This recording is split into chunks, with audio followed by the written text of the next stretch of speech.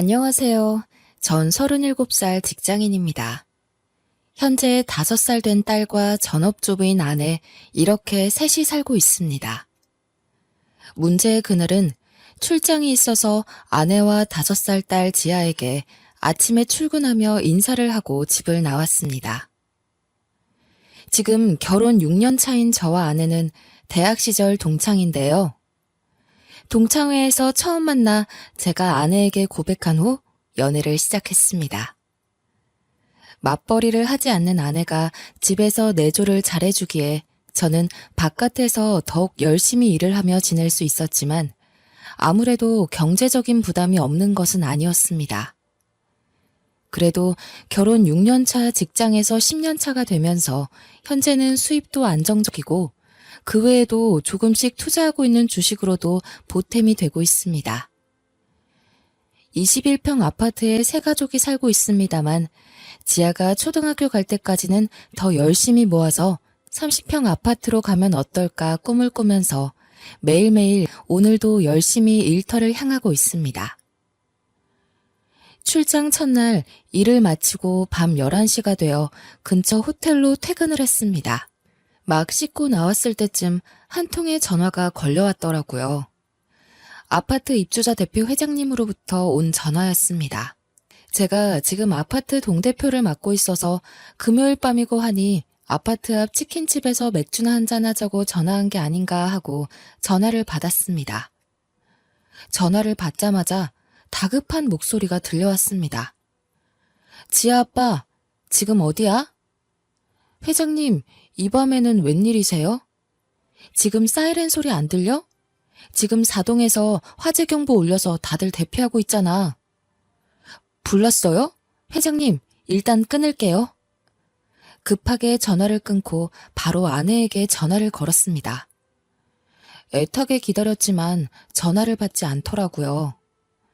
다시 전화를 걸었는데 전원이 꺼져 있다는 음성만 들리더군요. 순간 불안한 예감이 머릿속을 왔다 갔다 해서 저는 바로 옷을 챙겨 입고 나가면서 회장님께 전화를 걸었습니다. 지아 아빠, 지금 대체 어디야, 이 난리통에. 회장님, 지금 출장을 와 있어요. 아내가 전화를 받지 않네요. 혹시 위험하지 않으시면 제발 저희 집 확인 좀 부탁드립니다. 비밀번호는 4424입니다. 아휴, 알았어. 일단 내가 가능한지 올라가 볼게. 전화를 끊고 호텔 앞에 서 있던 택시에 급하게 올라탔습니다. 기사님, 지금 수원으로 최대한 빨리 가주세요. 집에 불이 났다고 연락이 왔어요. 다급한 저의 요청에 기사님은 제가 타고 안전벨트를 매자마자 달리기 시작하셨습니다. 차 안에서 함께 출장을 갔던 부장님에게도 전화해서 상황을 설명하는 순간에도 심장이 너무 뛰어서 입으로 튀어나오는 줄 알았습니다. 부장님은 알겠다고 하시면서 빨리 가보라고 하셨고 상황을 파악하신 택시기사님은 엑셀을 더욱 밟아 달려주셨습니다. 그렇게 평소 승용차로 50분 정도 걸리는 거리인 코엑스에서 수원역까지 정확히 17분 만에 날아왔습니다. 아파트 입구로 들어서자 상황을 파악할 수 있었습니다. 입구에서부터 소방차들이 서 있었고 전 택시기사님에게 5만 원짜리를 건네드리고 바로 문을 열고 저희 집 쪽으로 달려갔습니다.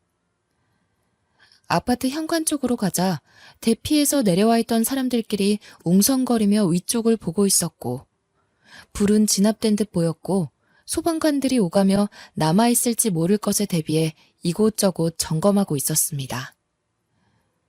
불이 난 곳은 제가 살고 있는 8층 바로 아래 702호였습니다. 702호 아주머니와 수첩을 들고 있는 소방관이 이야기를 주고받는 것을 보았고 저는 회장님에게 전화를 걸었습니다. 전화를 받은 회장님이 근처에 있어서 바로 찾을 수 있었고 가족들의 안부를 확인하려는 순간 지아 아빠 왔니? 회장님의 손을 잡고 걸어오는데 지아는 머리가 헝클어져 있었고 왼쪽 팔에 붕대를 감고 있었습니다. 놀란 저에게 회장님이 설명을 해주셨습니다. 저와 전화를 끊고 계단으로 저희 집에 올라갔는데 문을 열어보니 아무도 없었다고 합니다. 바깥으로 내려왔더니 소방차에 함께 온 구급차에 지아가 울면서 응급조치를 받고 있었다고 합니다. 사이렌 소리에 계단을 이용해 혼자 바깥으로 나오다가 거의 다 내려왔을 때쯤 사람들과 부딪히면서 넘어져 구급차로 데려갔다고 합니다. 다행이다, 지아야. 이만하길 다행이야. 아빠, 무서웠어. 딸이 뭔가 이야기를 하려고 하던 그때 소방관이 말을 걸어왔습니다. 801호, 안전하게 모두 대피하신 건가요? 저 집에 있던 아내가 보이지 않는데요. 집에 계셨던 건 맞습니까? 이 시간이면 아내도 딸과 함께 집에 있을 시간인데요. 소방관은 저의 얼굴이 창백하다며 괜찮은지 물었고 전 아직 아내를 못 찾은 거에 안심을 하지 못하고 있었습니다. 일단 장인 장모님께 연락을 드렸고 저희 부모께도 연락을 드렸습니다. 아내의 안부를 확인하는 것도 중요했지만 지아를 데리고 병원으로 가보라는 소방관의 말에 일단 구급차를 타고 지아와 함께 병원으로 갔습니다. 회장님에게는 혹시라도 아내를 발견하면 연락 부탁드린다고 말해놨습니다. 구급차 안에서도 몇 번이고 아내에게 전화를 걸었지만 역시나 전원이 꺼진 채로 연결이 되지 않았습니다. 무슨 일이 생긴 건가 안 좋은 생각들이 머릿속을 가득 채우고 있었습니다. 병원에 도착했을 때였습니다. 갑자기 전화벨이 울렸습니다. 아내였죠. 여보세요? 아, 미안. 충전을 안 해서 배터리 나간 줄도 몰랐어. 지금 보니 부재중이 많이 와 있었네? 왜? 무슨 일 있어?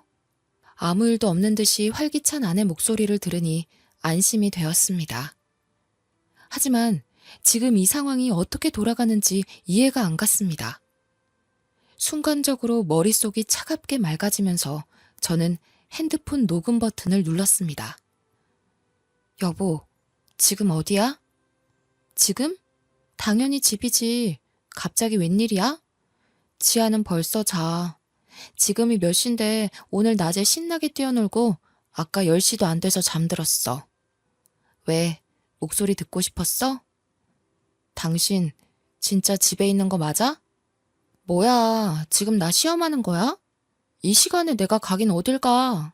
그러면서 아내는 오히려 저에게 발끈하는 거였습니다. 그런 당신은 요즘 출장이 좀 많아. 진짜 출장 간 거 맞아? 당신 출장 간다고 하고 바람 피우는 거 아니야? 여보, 하루하루 지아 돌보랴 살림하랴 얼마나 정신이 없는데 지금 어디서 나를 의심해? 여보, 내 얘기 좀 들어보라고. 그게 아니라 지금 당신 진짜 집에 있냐고. 아, 그러니까 그럼 내가 지금 집이 아니면 어디 있겠냐고. 조금 전에 아랫집에서 불이 났어. 아랫집에서 불이 나서 아파트 사람들이 다 대피했었다고. 우리 집으로도 연기가 많이 들어와서 그 흐름이랑 탄 냄새가 진동을 해서 집에 들어갈 수가 없어. 그런데 지금 당신 집에 있다고? 뭐? 진짜 불이 났어? 당황해서 말을 더듬는 아내 뒤에서 작은 목소리로 왜? 무슨 일 있어? 라고 말하는 남자의 목소리가 또렷이 들렸습니다. 지아는 괜찮아? 괜찮냐고. 엄마 없이 혼자서 대피하다가 계단에서 넘어져서 팔을 다쳤어. 지금 병원에 있어. 그런데 당신 지금 어딘데? 도대체... 근데 나 지금 옆에 있는 남자 목소리 다 들었어. 지아가 엄마 찾으니까 당장 병원으로 와. 통화를 마친 저는 조금 전에 녹음한 파일을 양가 어른들에게 보냈습니다. 병실에 들어가자 양가 부모님들이 다 오셨습니다. 지아의 표정이 뭔가 불안해 보였습니다. 지아야, 괜찮아. 갑자기 지아가 울면서 화재 경보 소리에 잠에서 깨었는데 엄마가 보이지 않았고 집에는 연기가 차 있었다고 합니다. 무서워서 혼자 문을 열고 바깥으로 나왔고 엘리베이터가 작동이 안 돼서 계단으로 혼자 내려가다가 넘어졌다고 합니다. 그러면서 마치 엄마 허락도 안 받고 움직여서 다친 것 같은 생각이 들었나 봅니다. 엄마한테 혼날 것만 같아서 불안해했던 것 같습니다. 아니야, 지아야, 잘했어. 혼자서 그렇게 해줘서 오히려 아빠가 고마워. 잘했어. 그렇게 지아를 안고 토닥여주던 저는 순간 머리가 어지러지며 그대로 정신을 잃었습니다. 다음날 눈을 떠보니 병원 침대였습니다. 옆에는 지아와 제 어머니가 계셨습니다. 나 어제는 진짜 놀랐잖아. 얼마나 긴장하고 있었길래 병원에 와서 쓰러져? 그나마 다행이야. 처음 불이 난 걸 전화를 들었을 때부터 집에 왔을 때, 지아를 찾았을 때, 그리고 아내와 함께 있던 남자의 목소리를 들었을 때까지. 충격의 연속에 제가 많이 놀랬나 봐요. 잘 참고 오다가 한순간 긴장이 풀어지면서 기절을 하고 말았던 겁니다. 지아는 다행히 골절은 아니어서 팔에 임시로 했던 깁스는 제거했습니다. 걱정하는 지아에게 미소로 안심시켜 주었습니다만 제 마음속에는 아직 아내의 일이 신경 쓰였습니다. 그때였어요. 병실 문이 열리고 아내가 들어왔습니다. 그리고 지아에게 먼저 인사를 건넸지만 지아는 할머니 품에서 떨어지지 않았고 엄마를 쳐다보지 않았습니다. 아내가 저에게 말했습니다. 어떻게 된 거야?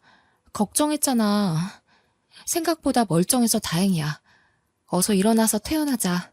지아야, 엄마랑 아빠랑 할머니랑 맛있는 거 먹으러 가자. 당신 갑자기 어제는 뭐 하자는 거야? 그니까 당신이 출장 거짓말하고 바람 피웠잖아. 뭔 소리야? 난 출장이었다고 회사에 확인해 보던가. 간밤에 아내는 그 남자와 이렇게 거짓말하자고 뻔뻔하게 입을 맞췄나 봅니다.